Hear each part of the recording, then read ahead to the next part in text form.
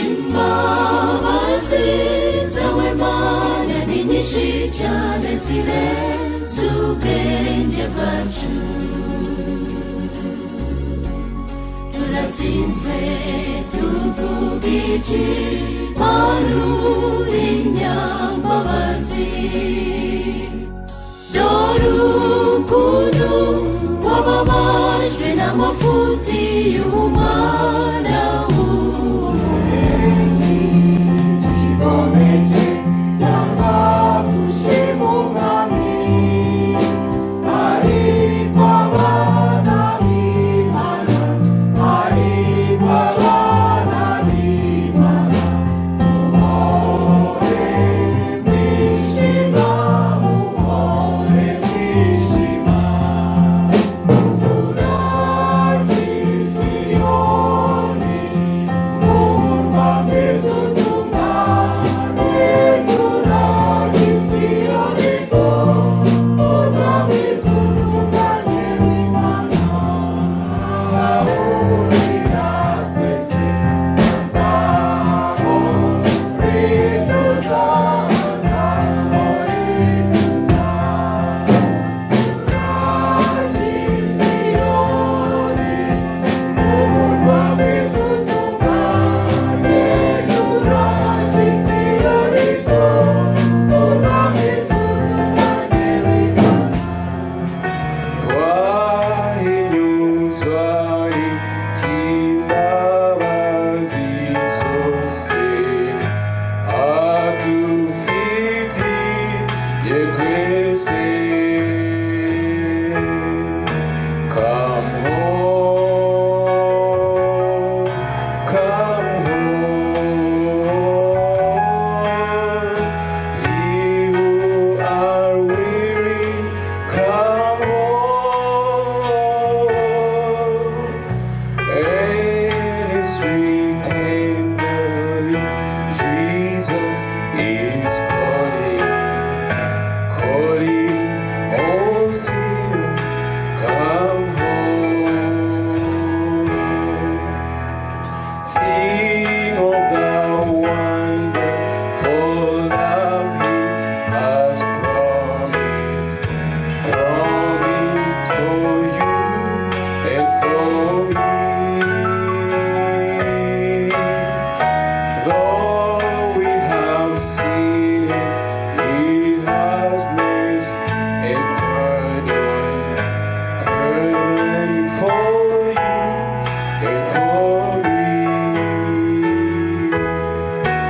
We know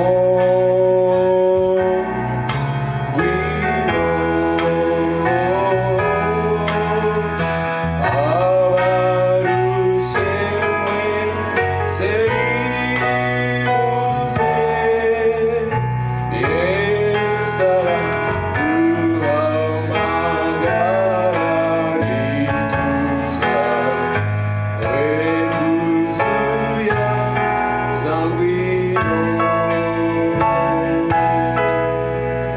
Come, oh sinner, come home. Yes, araguhamagara nituza, ati mukundwa wino. Quelques jours après, Paul dit à Barnabas, retournons visiter les frères dans toutes les villes où nous avons annoncé la parole du Seigneur, pour voir où ils en sont. Barnabas voulait prendre aussi avec eux Jean, surnommé Marc. Mais Paul estima ne pas devoir prendre avec eux celui qui s'était détourné d'eux depuis la Pamphylie et qui ne les avait pas accompagnés dans leurs œuvres. Le dissentiment fut si aigre que finalement ils se séparèrent. Barnabas prit Marc avec lui et s'embarqua pour Chypre. Paul choisit Silas et partit, recommandé par les frères à la grâce du Seigneur. Il traversa la Syrie et la Cilicie en affermissant les églises. banje kubasuhuza mwese kandi mbifuriza isabato nziza. Alors bonjour tout le monde et bon sabbat. Dushimira Imana yaduteranije hamwe muri iki gitondo uyu munsi. Alors je remercie Dieu qui nous a réunis ce matin. Ibyo twakoraga mu cyumweru cyose tukabyibagirwa tukaza kuyisenga. Nous avons laissé de côté tout ce que nous faisions durant la semaine et nous nous sommes rassemblés aujourd'hui pour louer le Seigneur. Senga. Prions. Data wa twese uri mu ijuru, ohereza umwuka wera abane natwe muri iki gihe tugiye kumarana dusoma ijambo ryawe kandi dufashe kumva ubutumwa batwohereje muri iki gitondo butugirira akamaro. Ibyo ngusaba mwinginga mu izina rya Yesu, amen. Umutwe w'icyigisho cyo muri iki gitondo uravuga ngo agaciro ko kubabarira. Alors le titre de la prédication de ce matin c'est la valeur du pardon. Ikiba cyatuzanye hano ni ukwigira hamwe ijambo ry'Imana. Lorsque nous venons à l'église, nous voulons étudier la parole de Dieu. Kandi ibyo tuvuga byose tukabishingira kuri Bibiliya. Ainsi donc, tout ce que nous disons, nous basons sur la Bible. Muri iki gitondo twese twicaye hano tumeze neza, twambaye neza. Ce matin, nous sommes tous réunis ici, nous sommes bien habillés, nous sommes bien installés dans nos places. Ariko nababaza ikibazo wenda kitabanezeza. Mais je vais peut-être vous poser une question intrigante. Ni ryari wibuka umuntu wakubwiye nabi muri iki cyumweru gishize cyangwa mu kwezi gushize? Alors, quand est-ce que vous vous rappelez de quelqu'un qui vous a dit du mal au cours de la semaine ou du mois passé? Ni ryari wibuka umuntu wagututse? Quand est-ce que vous vous souvenez d'une personne qui vous a insulté? Ndabizi twese twicaye neza ariko ubwo ibitekerezo byagiye kuri wa muntu wakubwiye nabi kandi wagututse. Je sais que nous sommes bien ici tous à l'église, mais j'imagine que vos pensées se portent maintenant à la personne qui vous a dit du mal ou qui vous a insulté. Icyo tugomba kumenya gusa nuko buri munsi umwanzi aba ari iruhande rwacu, aba agushakira umuntu wo kukubwira nabi no kugutuka. Donc ce que nous devons toujours noter, c'est que le diable est toujours là, il rôde toujours en cherchant à inciter quelqu'un à vous dire quelque chose de méchant, de mal, de vous insulter. Ariko kuba turi abakristo ibyo tugomba kubirebera hejuru. Mais en tant que chrétien, nous devons considérer ça comme insignifiant. Tukamenya uko icyo kwizera kwacu gushingiyeho. Nous devons nous rappeler du fondement de notre foi. Iyo tuvuze Yesu twibuka ko yadupfiriye ku musaraba. Lorsque nous parlons de Jésus, nous nous rappelons de sa mort sur la croix pour nous. Amaraso ye arava kubera ibyaha byacu. Il a versé son propre sang à cause de nos péchés.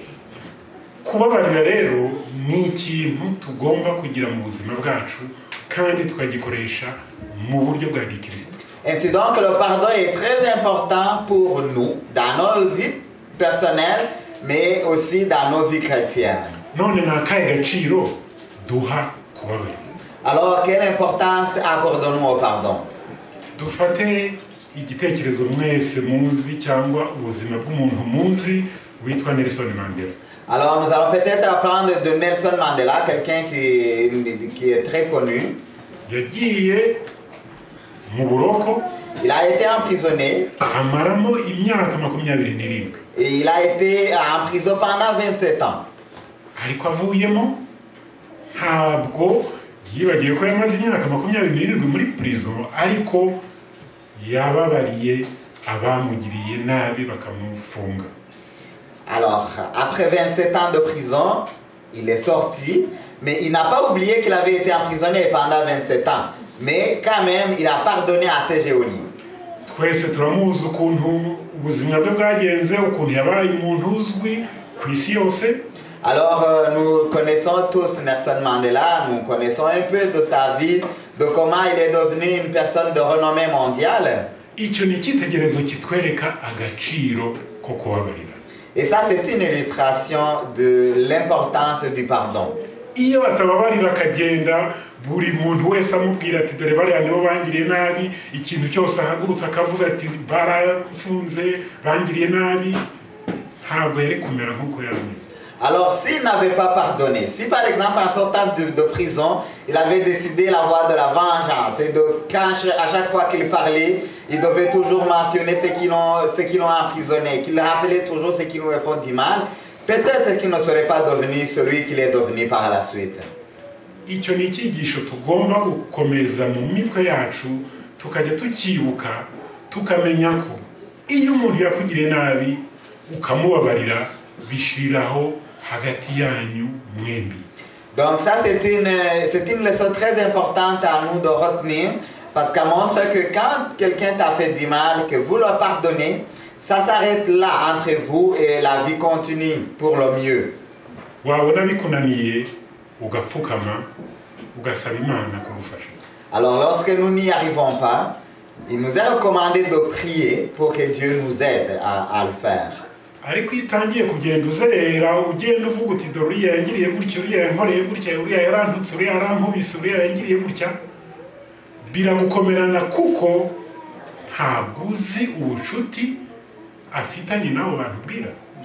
Mais quand on décide plutôt de parler toujours de ce qui nous a fait de mal, d'aller le dire à toute personne que vous rencontrez, la situation devient plus difficile parce que vous ignorez peut-être la relation qu'entretient cette personne et vos interlocuteurs. Aho kugira ngo ukemure ikibazo ahubwo wiyongerera abanzi.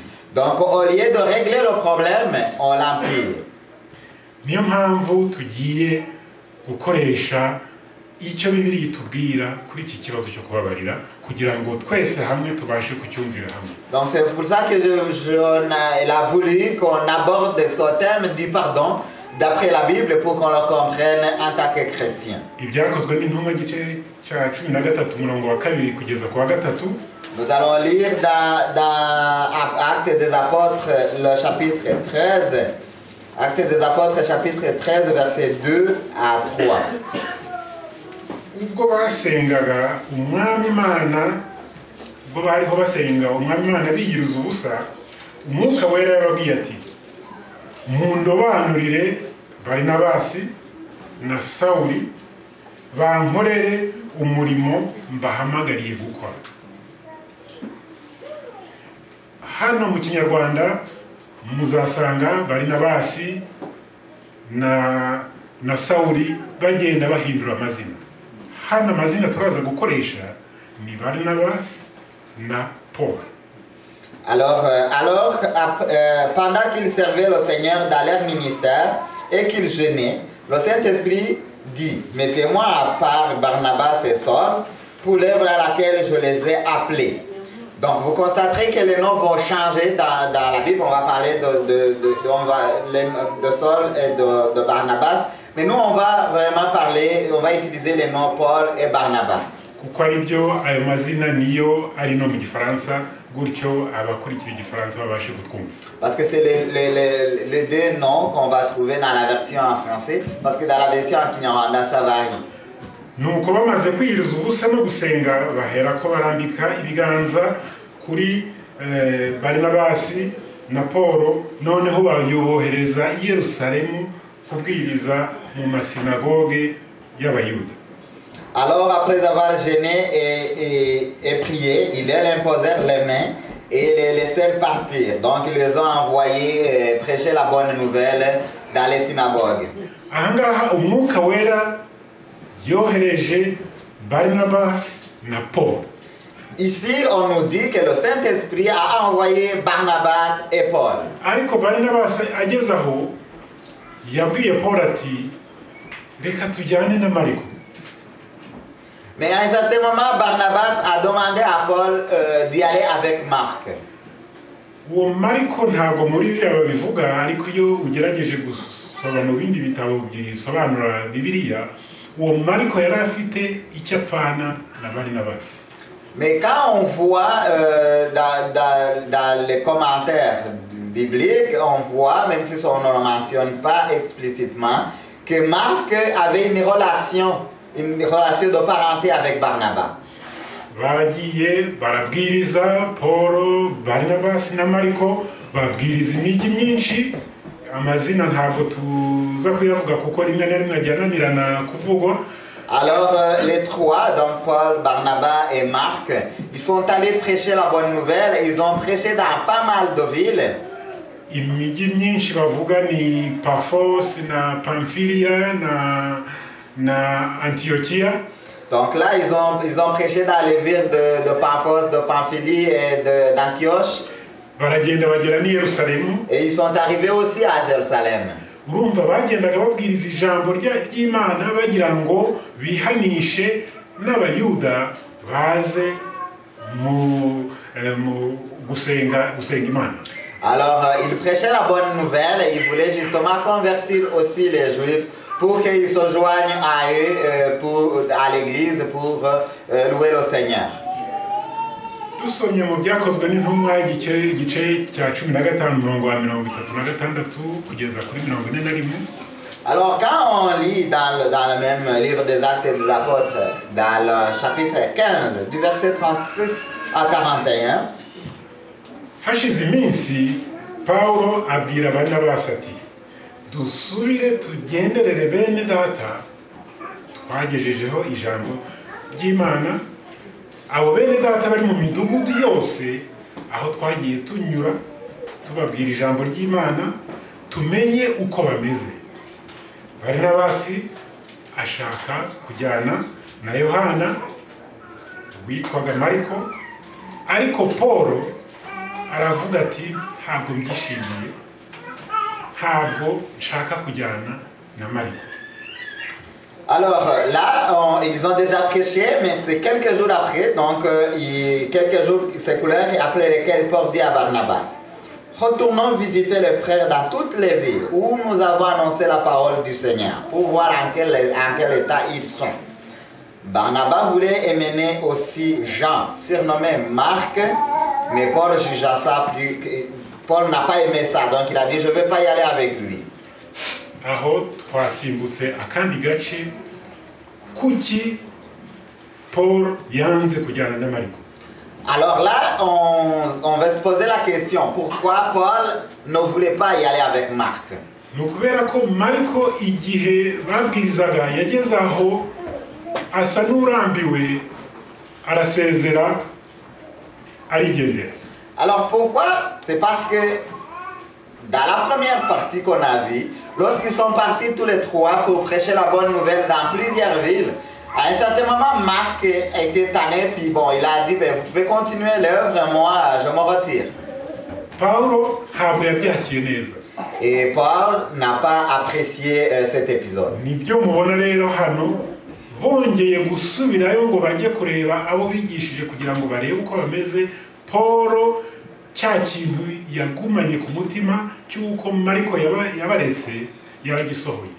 Donc c'est maintenant à un autre épisode où ils vont repartir pour prêcher la bonne nouvelle. Ils se disent qu'il faut aller voir ce qui s'est passé. Mais Paul avait gardé la tristesse qu'il avait eue quand Marc les avait abandonnés. Donc là, il exprime.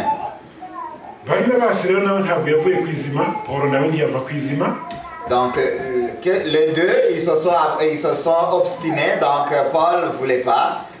Barnabas voulait. Donc les deux s'obstinèrent. Kandi abo ni abantu tuzi bo muri Bibiliya bakoze bigishije ijambo ry'Imana kandi bakoze umurimo w'Imana mu buryo burengeje urugero rw'abandi tuzi bo muri Bibiliya. Et pourtant, nous savons que les deux, Paul et Barnabas, c'est certaines des personnes dans la Bible qui ont vraiment prêché la bonne nouvelle de façon extraordinaire. Paulo ari mu bantu banditse kimwe cya kabiri cy'ibitabo byo mu Isezerano Rishya. Paul, il est parmi les gens qui ont écrit jusqu'à la moitié des livres du Nouveau Testament. Mariko nawe niwe wanditse igitabo cya Mariko. Et vous savez, Marc aussi, c'est lui qui a écrit l'évangile de Marc. Donc, mu mpapuro ni abantu beza cyane tutakekaga hirya. Ah donc, si on se fie à cela, c'est déjà extraordinaire, déjà très bon, donc auquel on ne peut pas penser qu'ils auraient des choses comme ça. twaje hano twambaye neza natwe nizere ko tutaje twambaye neza ariko imbere hari n'ibindi bintu dufite bituma tutabasha kwegera Imana. Donc à leur exemple, nous sommes ici tous beaux, bien habillés, mais espérons qu'on n'a pas quelque chose qu'on cache. Comme lui, il avait toujours caché cette tristesse. Donc est-ce que nous cachons quelque chose de mauvais derrière nos vêtements? Iyo uhemukiye mugenzi wawe ukamukomeretsa ku mutima ntabwo mwongera kubana no kuvugana neza nk'uko mwavuganaga mbere. Lorsqu'on blesse son voisin ou son proche, généralement on ne se parle plus de la même manière qu'avant. Niba mwajyaga muri resitora ntimwongera gusubirana muri resitora, niba yaguhamagaraga ukitaba telefone ntiwongera kuyisubiza. Si vous sortiez ensemble au restaurant, vous ne le faites plus. Si vous vous appeliez au téléphone, vous n'allez plus répondre à son appel. Twebwe rero kuba turi abakristo ibyo ntabwo twagombye kubikoresha, twagombye kubirenga, ahubwo tukamenya ko Yesu yadupfiriye ku musaraba, ibyaha byacu igihe tubifite niwe tugomba kubitura, noneho akabyeza tukera mu mutima tukaba abakristo buzuye. Mais cela, c'est ce que les gens en général font. Mais nous, en tant que chrétiens, nous devrions être au-dessus de ça. Parce que nous savons que ce que la bonne nouvelle nous apprend, nous savons que Christ nous a pardonné. Nous avons reçu Christ comme notre roi et notre sauveur. Donc, nous devrions être capables de dépasser ça.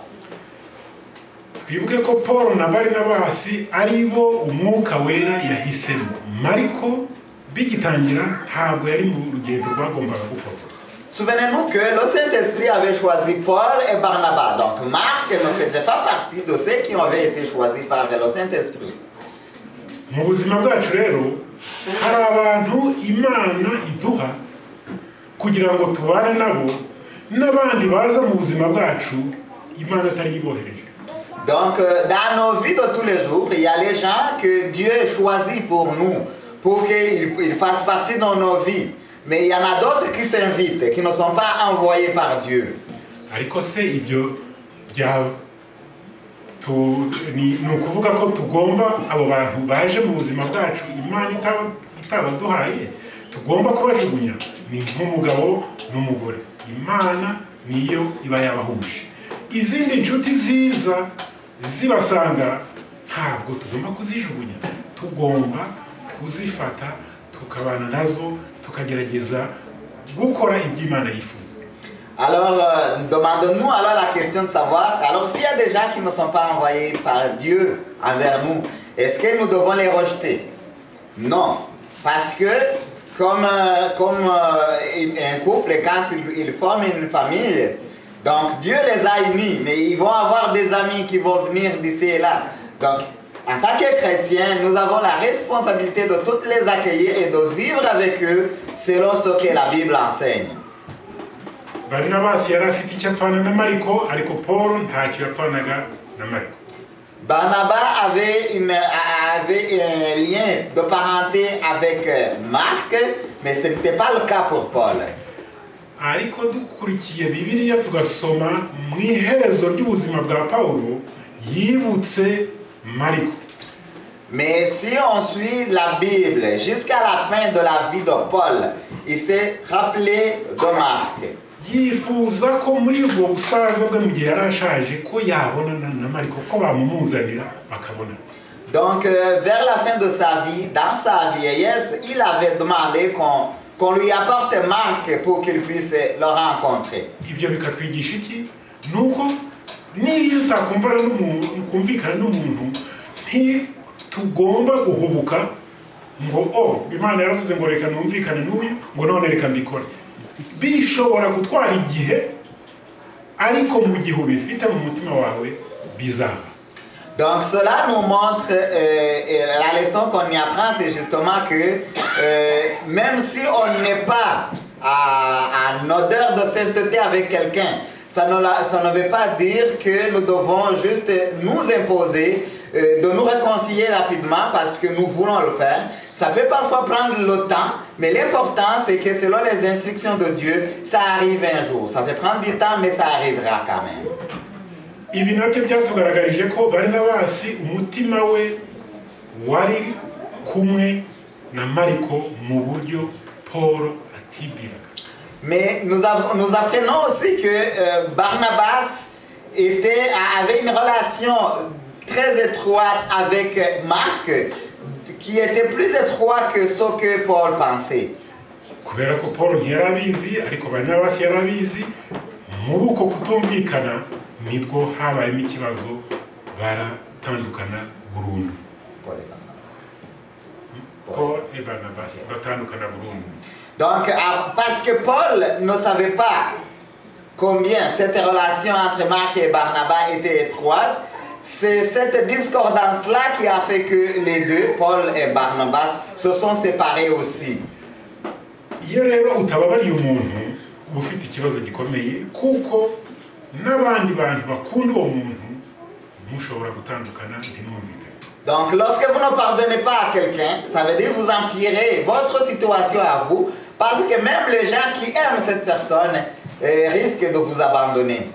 Tujye mu itangiriro igice cya 45 umurongo wa mbere. Alors nous allons dans Genèse 45 verset 1. No kugeza ku murongo wa 20, ariko ntabwo dusoma iyo mirongo yose. Donc là on parle de Genèse 45 verset 1 jusqu'à 20, mais on va pas lire tous ces versets. Ni mugere muhira iyo mirongo yose muze kuyisoma. Je pense que vous pouvez prendre le temps de lire tous ces versets arrivés à la maison. Aho batubwira igitekerezo cya Yosefu n'abavandimwe. Ici on nous raconte l'histoire de Joseph et ses frères. Yosefu ni umwana wa Yakobo. Donc Joseph c'est le fils de Jacob. Akaba yari afite n'abandi bavandimwe bavukana. Il avait ses frères. Abo bavandimwe rero bose nta n'umwe wakundwaga cyane kumurusha. Et tous ses frères n'étaient pas aimés de leur père que lui. Yakobo yakundaga yatoneshaga Yosefu mu buryo burenze ubw'abandi bana bavukanye. Donc Jacob chérissait Joseph de la façon qui n'est pas vraiment comparable à ses frères. Iyo tuvuze abavukanye ntabwo ari ukuvuga ngo bari bafite nyina umwe. Yosefu yari afite umuvandimwe umwe bavukanye kuri nyina umwe, ariko Yakobo yari afite abagore benshi ku buryo yari afite n'abandi bana benshi. Donc ici on parle de ses frères, mais c'était pas ses frères de mère et père. C'est juste que Jacob avait beaucoup de femmes, donc Joseph avait seulement un frère.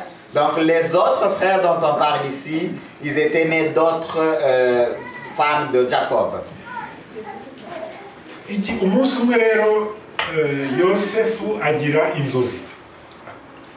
Alors Joseph a eu des songes. Arota ngo bari mu murima, noneho ngo imiba yose iraza yikubita imbere y'umuba we.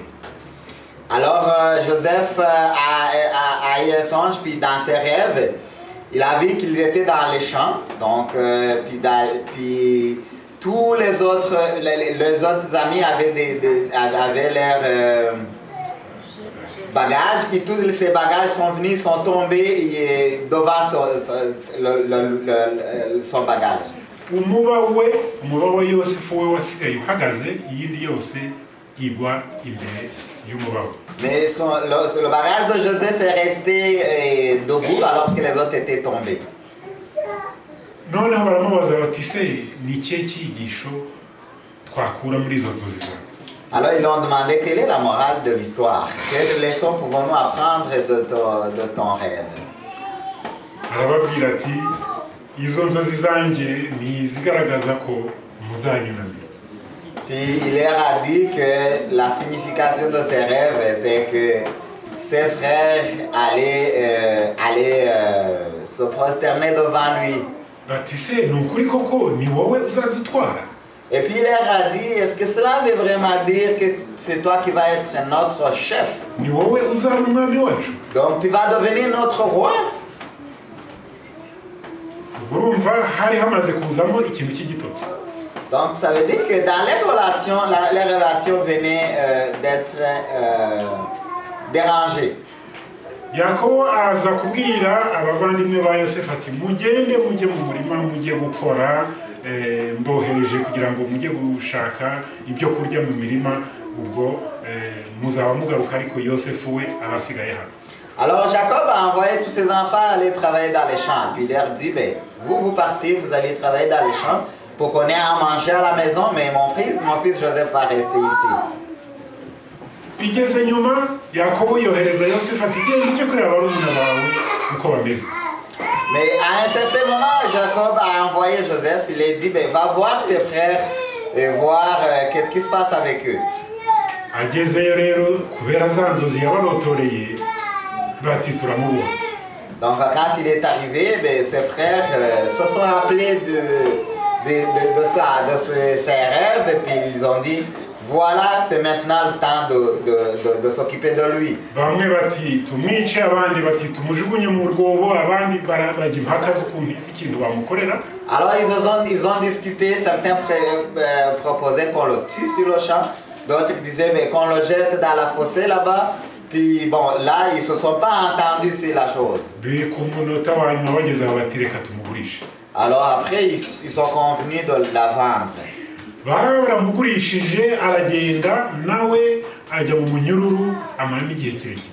Donc ils l'ont vendu, puis là, il est allé vivre en captivité. Il a passé beaucoup de temps en prison.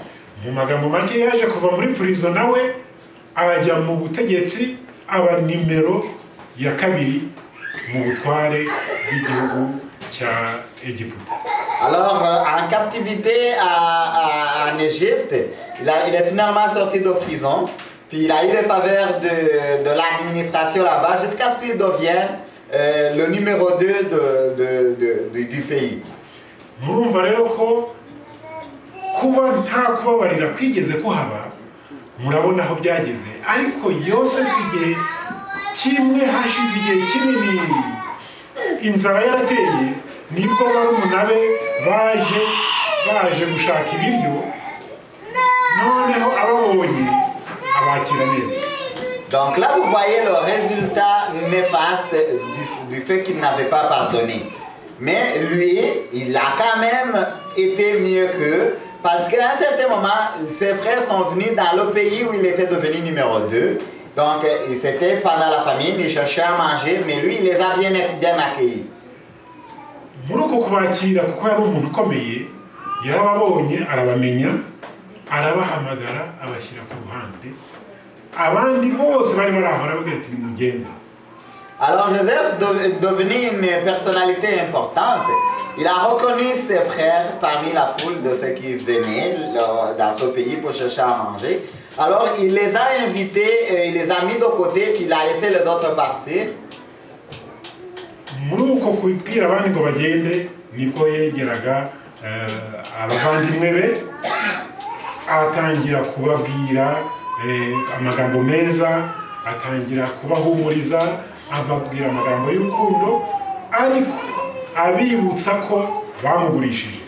Donc, en s'approchant d'eux, il est là à parler gentiment, il les a consolés, il leur a montré tout l'amour qu'il éprouvait envers eux, mais il les a rappelés qu'ils l'ont vendu.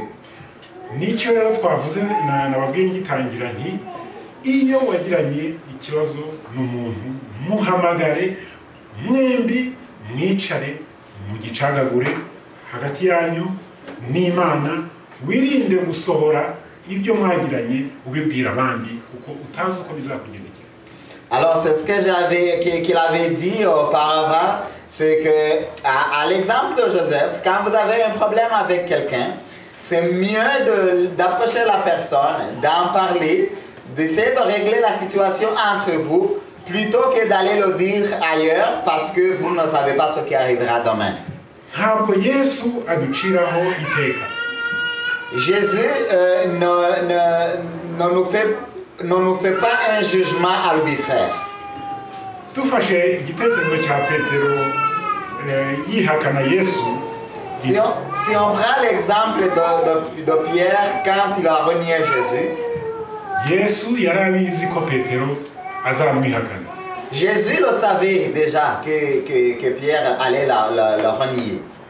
kandi yabibwiye Petero, Et il le lui a dit. ariko Petero ntibyamubujije kumwihakana inshuro eshatu. Mais même si Pierre était avisé, ça ne l'a pas empêché de renier Jésus 3 fois. ariko ibyo ntibivuga ko Imana iduciraho iteka ngo itujugunye. Mais cela, quand même, ne justifie pas à ce que Dieu nous abandonne. Niyo mpamvu mu byo dukora byose tugomba kumenya ko abadukoshereje tugomba kubasanga tukavugana nabo tukagerageza kwiyeza imbere y'Imana. Donc c'est pour cela que même si nous avons les gens qui nous font du mal, qui disent du mal de nous, qui font des choses que nous n'aimons pas, nous avons l'exemple de Jésus que nous ne devons pas les abandonner. Nous devons toujours prier pour que Dieu nous fortifie et nous donne le courage de les approcher et de régler les problèmes entre nous. Hari umusore w'imyaka 17 watwaye imodoka yasinze. Il y avait un jeune gars de 17 ans qui a conduit avec faculté affaiblie. Muri uko gutwara imodoka asinze agonga undi mwana w'imyaka 18 arapfa. Et pendant qu'il conduisait justement en état d'ébriété, il a fait un accident, il a frappé un autre jeune de 18 ans et il est mort. Amaze gupfa ababyeyi b'uwo mwana wapfuye baragenda baramurega basaba ko ubucamanza bwabaha indishyi y'akababaro ya $1,500,000. Alors les parents du défunt ont poursuivi en justice le gars qui conduisait et puis ils ont demandé qu'on les indemnise à la hauteur de $1,5 million. Umucamanza yarabibemereye iyo $1,500,000 barayibona.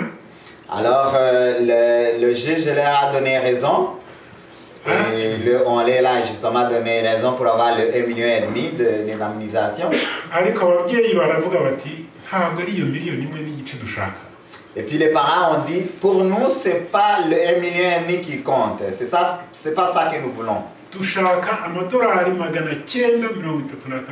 Nous voulons $936. Ayo madolari $936 yashushanyaga iki?